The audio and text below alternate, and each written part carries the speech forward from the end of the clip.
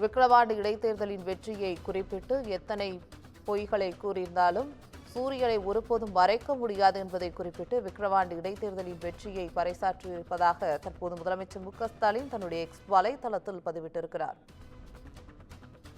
இதுகுறித்து விரிவான தகவல்களை தருவதற்காக செய்தியாளர் சிவகுமார் இணைக்கிறார். சிவகுமார், உங்களுடைய தகவல்கள். வணக்கம் பவித்ரா. விக்கிரவாண்டி இடைத்தேர்தலில் திமுக வேட்பாளர் அன்னியூர் சிவா அவர்கள் பெருவாரியான வாக்கு வித்தியாசத்தில் தற்போது வெற்றி அடைந்திருக்கிறார். இந்த நிலையில கட்சி சார்பில் பல்வேறு உற்சாக கொண்டாட்டங்களான நடத்தப்பட்டு வருகிறது. அதன் அடிப்படையில தற்பொழுது தமிழ்நாடு முதல்வர் மு.க.ஸ்டாலின் அவர்கள் வெற்றி பதிவை ட்விட்டர்ல பதிவிட்டிருக்காரு. அதாவது எத்தனை பொய்களை ஒன்றாக தைத்து போர்வை நெய்தாலும் சூரியனை ஒருபோதும் மறைக்க முடியாது என்று விக்கிரவாண்டி மக்கள் உணர்த்தியுள்ளனர். அண்ணா அறிவாலயத்தில் பொங்கும் மகிழ்ச்சி தமிழ்நாடு எங்கும் எதிரொலிக்கட்டும் அப்படிங்கிற ஒரு விஷயத்தை சமூக வலைதளங்கள்ல பதிவிட்டிருக்கிறாரு. இதன் அடிப்படையில அதாவது விக்கிரவாண்டி இடைத்தேர்தலில் திமுகவின் வெற்றி எதிரொலியாக இந்த சமூக வலைதள பதிவானது எடுத்துக்கொள்ளப்படுகிறது.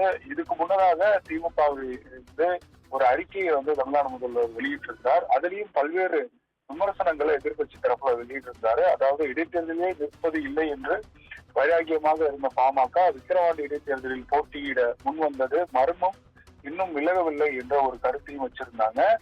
மேலும் நமது தோல்வியிலிருந்து பாஜக பாடம் கற்றுக்கொள்ள வேண்டும், மாநில உணர்வுகளை மதிக்காத ஆட்சியையும் கட்சியையும் நடத்த முடியாது என்பதை பாஜக இனியாவது உணர வேண்டும் என்ற ஒரு விமர்சனத்தையும் வச்சிருந்தாரு.